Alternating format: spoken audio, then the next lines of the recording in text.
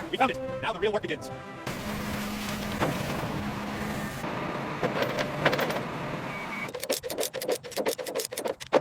Look at that rust!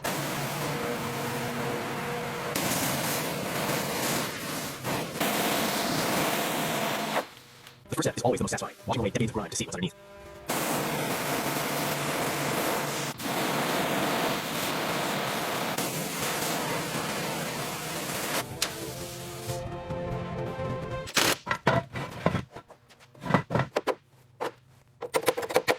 Just gotta put some muscle into it. Yeah, hear that crack? We are in business. And there it is, the rear brake disc is finally off. That took some serious effort, but look at the corrosion underneath. All right, getting your calipers tagged up, crucial to keep everything organized, especially with Batmboile parts. These are from phase 2 disassembly. Just a bit more shoving here. It's amazing what a wire brush and some elbow grease can do. Look at that contrast. And finally, the rear suspension is free. That took a lot more effort than expected, but we got it off chassis.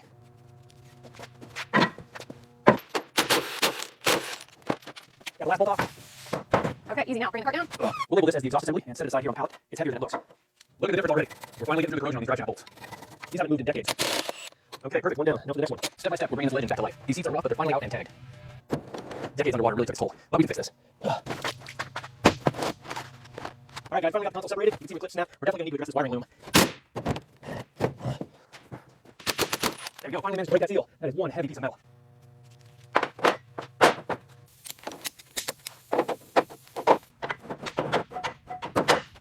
All right, first step is getting fuel tank straps off. These bolts are completely seized, so we're hitting it with the impact gun. All right, that is finally out of there. Wow, look at the corrosion on this side. Piece by piece, the Batmobile lives again. Securing the fuel tank means we're one step closer to getting her running. Okay, twisting it free now, and there we go. Wow, that is some nasty coolant.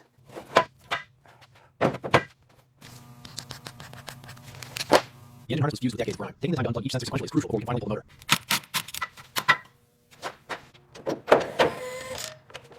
All right, the hoist is in position. Now we just need to secure these chains to the engine mounts, and we can start lifting this beast out of here.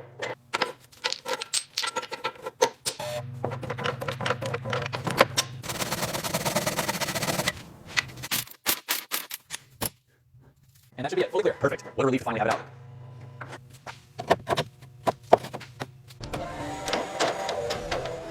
That went smoother than expected. One step closer, firing her up. All right, the bench is ready. Let's get that gearbox mounted.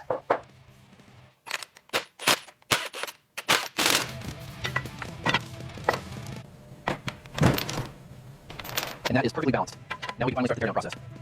All right, the extraction is complete. Now for the teardown. Let's see what we're working with inside the gearbox.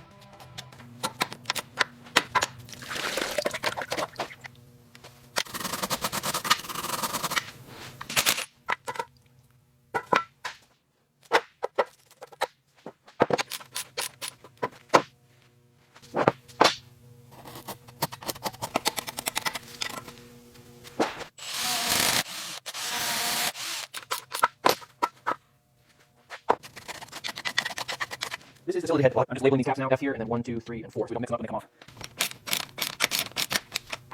Look at that corrosion. Decades underwater really took their toll. But we got the first one out. We're checking the lift here, and unfortunately, as expected, these lobes are completely wiped out. Look at the pitting under this grease.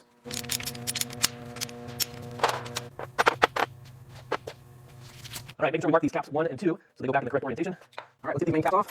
This first one is always the tightest.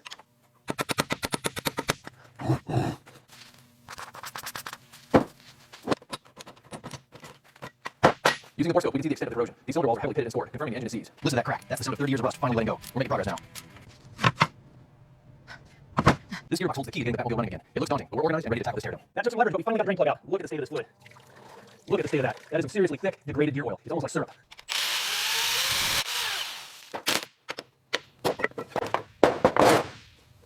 All right, let's get this main shaft out of here. Look at all that corrosion. Now for the satisfying part, cleaning up this mess. All right, slowly but surely, we've got the input shaft out. Look at the condition of those gears.